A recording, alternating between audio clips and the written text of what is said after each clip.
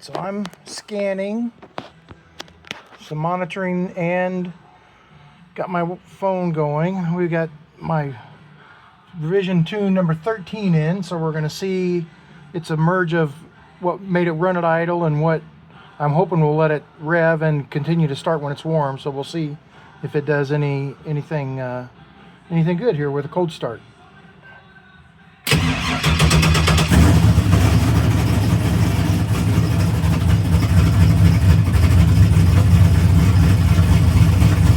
Well, that's good. At least they cold started this time. Last time it wouldn't do that.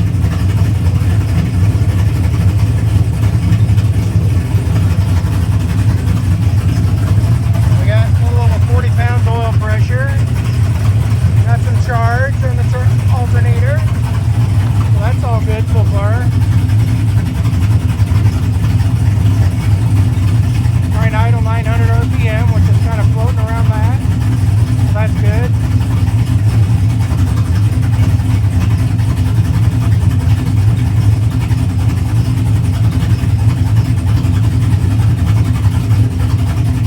Going in the bucket. We're going in the pan. Alright, so we're going to let it run for a minute here and then we'll see if it'll rev up a little bit or not. Then if it dies like normal, then we'll see how it does on a restart.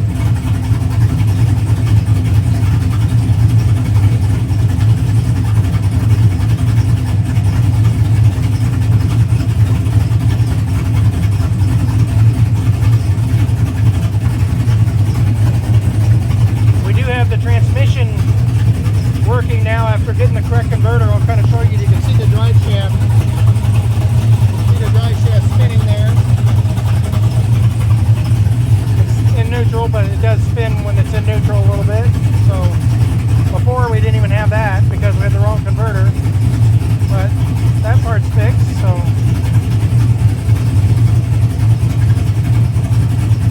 Alright, engine says up to 118, 120. We'll see if it'll rev up a little bit here.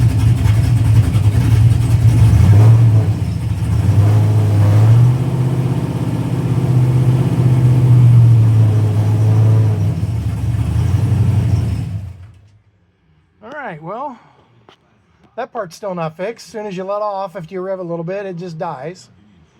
So before, it would get warm and then it wouldn't restart. So I made some adjustments that I'm hoping is going to help with that. So let's see what that does here, if it'll restart. Well, that did better. We'll let it run for another couple minutes and then we'll rev it up some more and then see if it does the same thing again.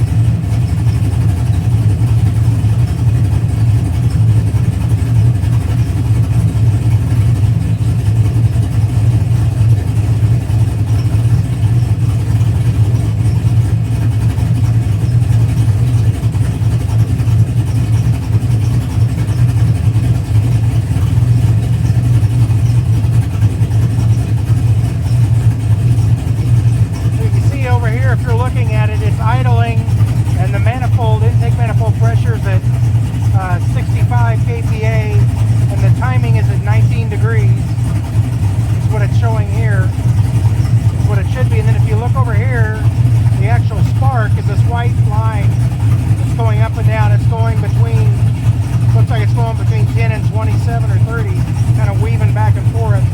I'm not sure why it's doing that, because it looks like it should be targeting 19 degrees.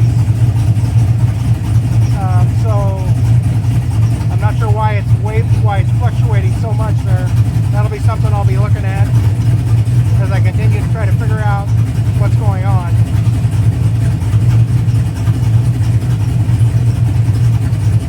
It says here we're up to 160 on the water temperature.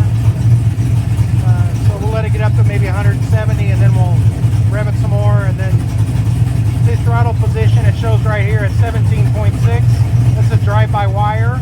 So the electronics is saying that's the throttle position to idle at 900 RPM. So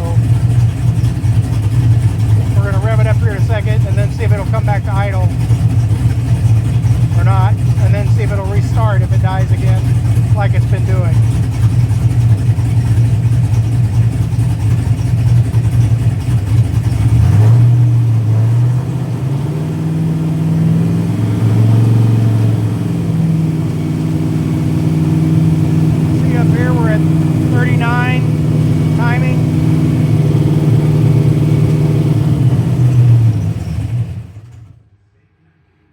and it goes right to dying if I let off the gas. So now we're warmed up. We'll see if it'll start again. If it does that, at least I've made one improvement today.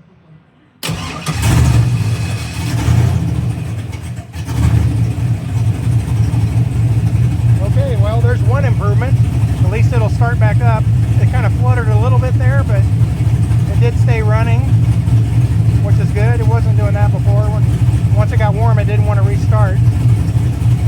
So I think we'll try one more thing here. I'll rev it up again, and then I'll try to slowly ease it back down to idle and see if that helps any with keeping the engine running.